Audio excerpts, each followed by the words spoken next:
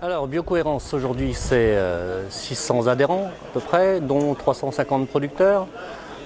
Plusieurs organisations de producteurs qui sont aujourd'hui adhérentes et d'autres en devenir, dans la mesure où on a de bons contacts avec certains, mais que le travail est un peu plus long que prévu.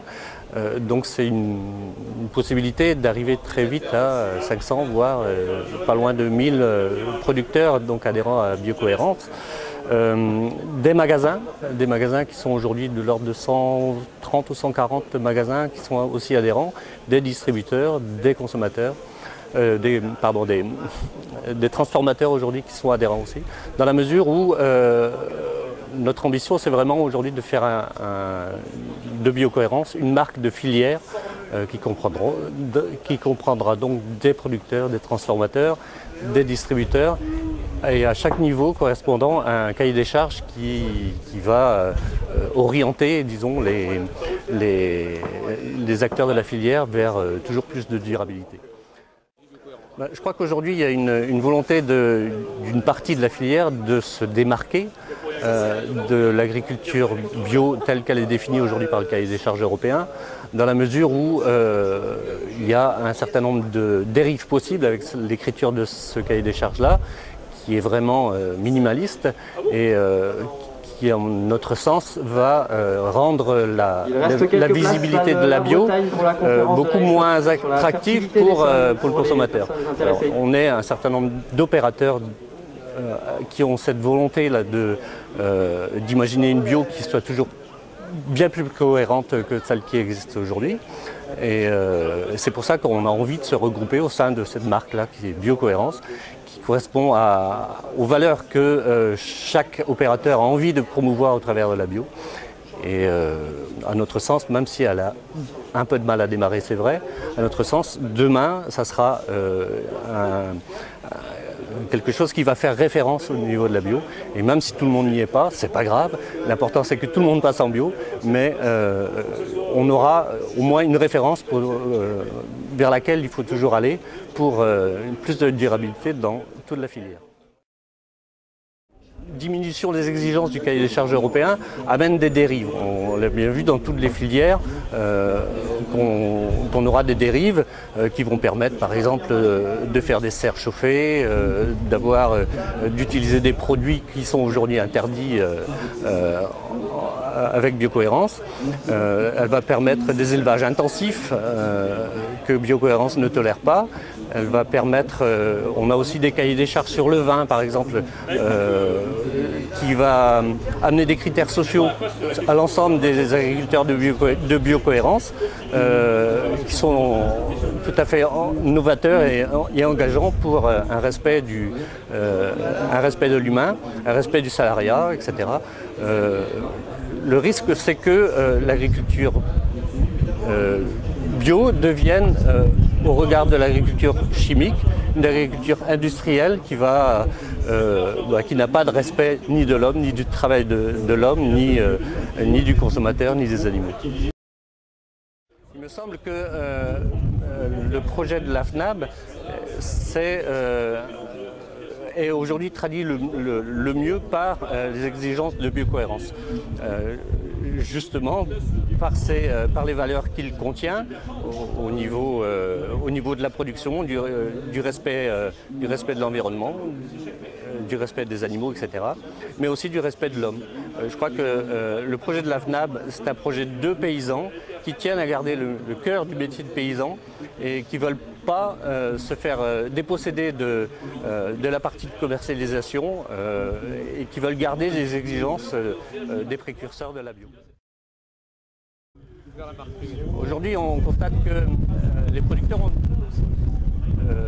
reconnaissent le bien fondé de la marque Biocohérence, mais ont du mal à faire le pas, à franchir ce pas-là, parce que c'est une exigence supplémentaire qu'on leur demande, c'est-à-dire de certifier leur démarche, de faire certifier leur démarche donc un contrôle du cahier des charges supplémentaire. Donc c'est des exigences qui passent très mal chez les producteurs. Pourtant, il nous semble important pour la crédibilité de la marque d'avoir ces exigences-là et surtout de les faire vérifier par des organismes extérieurs. Cette difficulté-là, il faudra qu'on arrive à passer par-dessus parce que sinon la marque va végéter et n'aura pas cet effet entraînant qu'elle pourrait avoir si on dépassait le seuil des 1000 producteurs par exemple. Ce qu'on pourrait faire aujourd'hui, c'est, au travers des organisations de producteurs en particulier, d'avoir des mouvements d'ensemble de filières qui travaillent déjà sur des circuits spécialisés en valorisant leur production de cette façon-là. On pourrait très bien avoir un mouvement de filières entières qui pourraient passer à biocohérence. Je crois que le frein principal, c'est pas forcément le cahier des charges.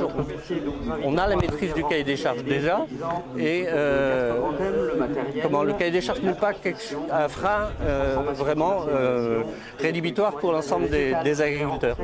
Par contre, c'est la démarche de filière, la valorisation du produit, la différenciation des produits, la segmentation qui va permettre de valoriser mieux les produits qui seront réalisés sous biocohérence.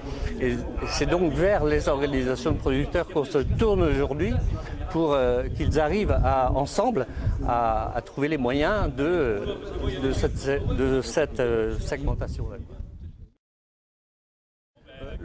Je crois que le consommateur il sera toujours paumé dans les labels, dans les marques, parce que c'est vrai qu'il y en a une multitude. C'est un reproche que l'on nous fait effectivement, mais le fait de ne pas l'avoir fait, je crois que ça serait encore plus répréhensible, je pense, puisque le consommateur qui le veut a toujours les moyens de choisir et de voir la différence entre les marques. Ce que personnellement je communique auprès de mon consommateur, ce sont des éléments très simples, comme une marque qui est 100% française, où les producteurs sont 100% en bio, où il n'y a pas de mixité possible, où les producteurs s'engagent sur des résultats, sur une obligation de résultats sur les OGM.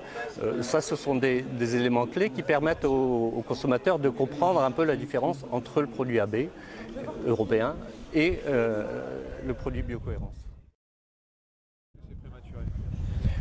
Je crois que quelqu'un qui démarre, qui fait une conversion à la bio, a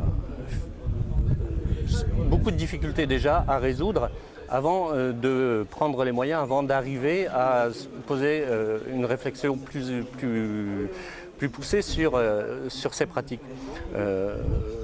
Il y en a aussi qui passent en bio lorsqu'ils sont lorsque leur système est vraiment cohérent et du coup n'ont pas de problème à adhérer directement à biocohérence. Mais je pense que l'important d'abord, effectivement, c'est que ces producteurs-là passent en bio et après vont continuer leur évolution, de même que nous, producteurs bio, avons encore une marge de progrès à réaliser sur tout un tas de points liés à l'agriculture durable, pour lesquels on n'est pas encore au top de la performance non plus, quoi. On a toujours une marge de progrès que l'on peut faire, et c'est l'objet de notre diagnostic d'exploitation qui va permettre à chacun de voir là où il est bon, là où il est faible et là où il peut progresser. Alors aujourd'hui, sur le principe, les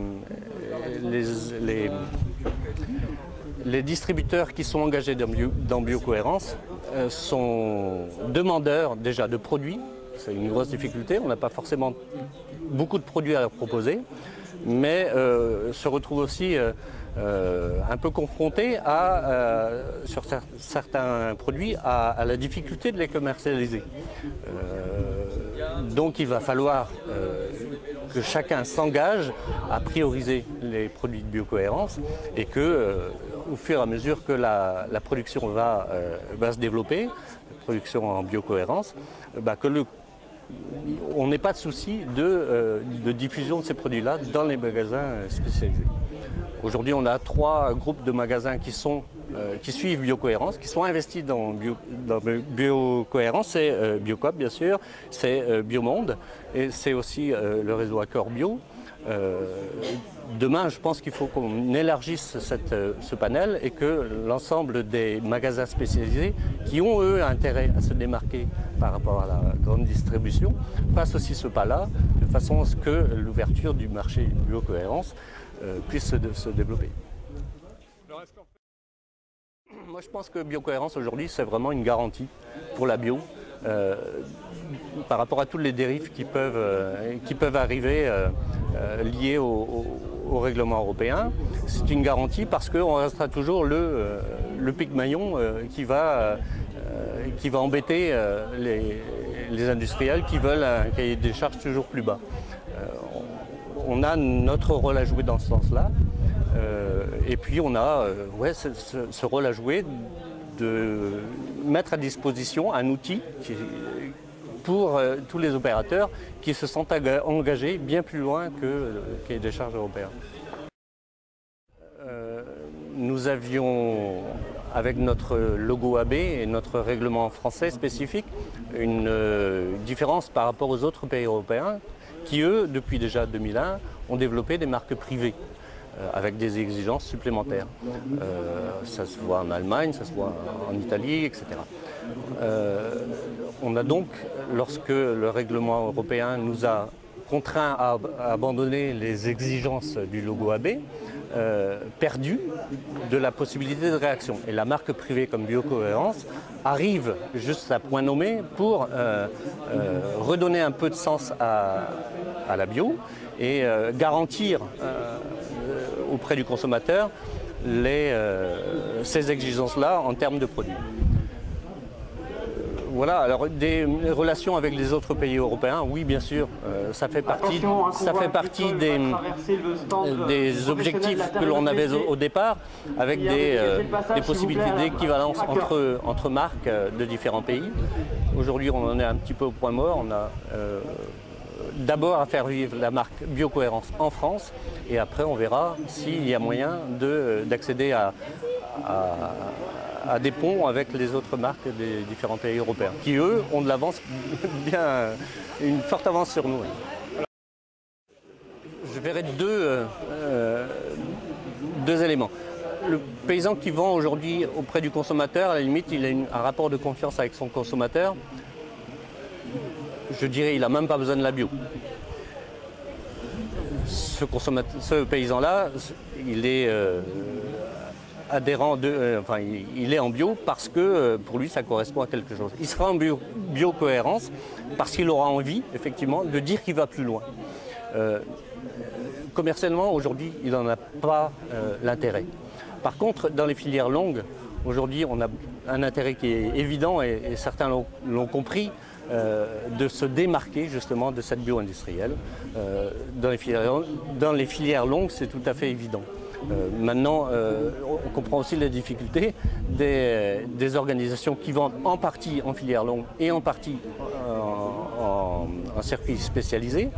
On comprend cette difficulté-là d'avoir deux produits ou un même produit divisé en deux marchés. On comprend cette difficulté-là, mais je pense que toutes les organisations de producteurs qui ont un intérêt à commercialiser en vente en commerce spécialisé auront aussi l'intérêt de se démarquer par rapport à une production qui sera vendue en GMS. Pour le réseau FNAP, je pense que c'est aussi évident dans la mesure où le réseau FNAP a toujours été porteur d'une réglementation forte auprès de la Commission européenne. Et Biocohérence est un moyen pour le réseau FNAP de le montrer que ce sont des pratiques qui sont réalisables et de montrer que la bio ne représente pas qu'un marché, mais aussi un mode de développement agricole, voire de société, puisque c'est l'ensemble de la filière qui est prise en compte. C'est un mode de développement qui sera respectueux de l'ensemble des acteurs. Et pourquoi enfin les consommateurs doivent aussi adhérer et soutenir la démarche de cohérence? Le consommateur, lui, évidemment, il a tout intérêt à avoir des produits de qualité, mais non pas seulement des produits de qualité intrinsèques du produit, mais aussi de l'ensemble de la façon dont sont traités les acteurs de la filière. Je crois que c'est aussi une démarche militante de consommateurs qui doit aller plus loin que la consommation d'un produit. C'est aussi le mode de consommation des produits qui est mis en évidence et mis en valeur par